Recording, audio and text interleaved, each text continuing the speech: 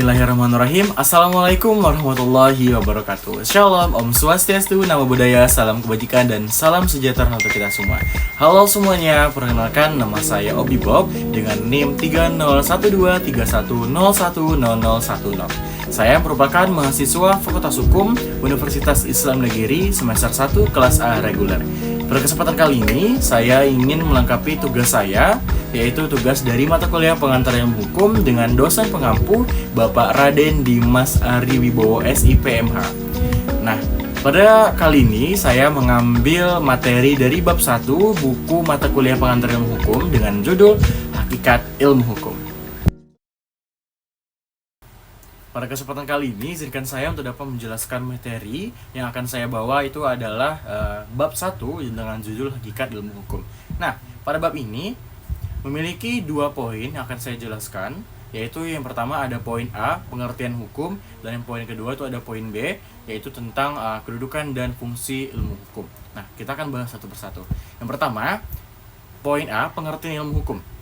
Hukum adalah suatu sistem yang dibuat oleh manusia untuk membatasi tingkah laku manusia, menjaga ketertiban, keadilan, dan mencegah terjadinya kekacauan. Pada dasarnya, hukum itu perlu dipelajari oleh siapapun. Dan karena itulah ada yang disebut dengan ilmu hukum. Sebab ilmu hukum itu lebih luas dan lebih besar daripada hukum. Nah, selain daripada pengertian tadi, pengertian ilmu hukum juga dapat dilihat dari pengertian menurut para ahli. Dari sekian banyaknya pengertian ilmu hukum menurut para ahli, saya di sini mengambil 3 pengertian menurut para ahli. Nah, pengertian yang pertama, menurut Phillips S. James, hukum adalah tubuh bagi aturan agar menjadi petunjuk bagi perilaku manusia yang bersifat memaksa. Nah, pengertian ilmu hukum yang kedua, menurut Utrecht, hukum adalah himpunan peraturan yang mengurus tata tertib kehidupan masyarakat yang harus ditaati oleh masyarakat itu sendiri. Dan yang ketiga, pengertian menurut ahli yaitu pengertian menurut Immanuel Kant. Hukum ialah peraturan mengenai kemerdekaan berkehendak.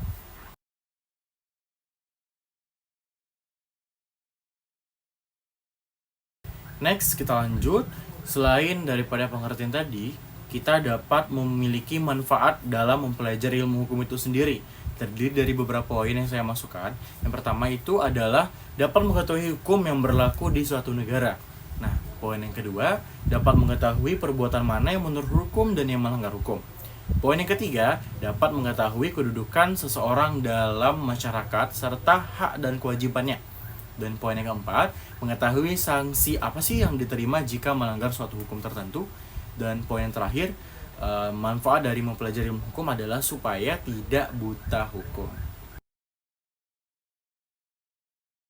Nah, itulah tadi teman-teman penjelasan dari buku ini bab 1 poin yang A. Kita lanjut poin yang kedua, yaitu adalah poin B tentang kedudukan dan fungsi ilmu hukum. Kedudukan pengantar ilmu hukum merupakan dasar bagi pelajaran lanjutan tentang ilmu pengetahuan berbagai bidang hukum.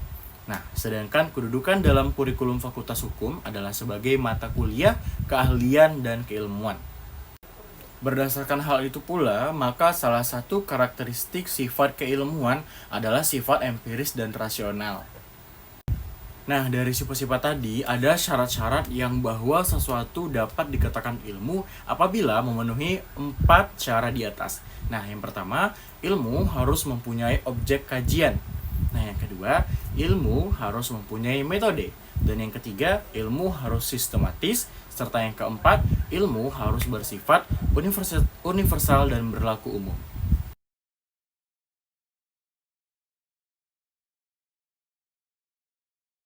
Selanjutnya, jika tadi ada manfaat dari mempelajari ilmu hukum, maka ada pula fungsi dari hukum itu sendiri. Akan kita bahas satu persatu. Poin yang pertama, hukum berfungsi sebagai alat ketertiban dan alat keteraturan di masyarakat. Seperti kita ketahui bahwa hukum ini sendirilah sebagai sarana kita untuk melakukan ketertiban yang kita terapkan pada masyarakat. Nah, poin yang kedua, hukum sebagai sarana untuk mewujudkan keadilan sosial lahir dan batin. Nah, inilah yang diharapkan dari kita. Bagaimana sih cara menerapkan keadilan yang sebenarnya dari hukum itu sendiri demi masyarakat?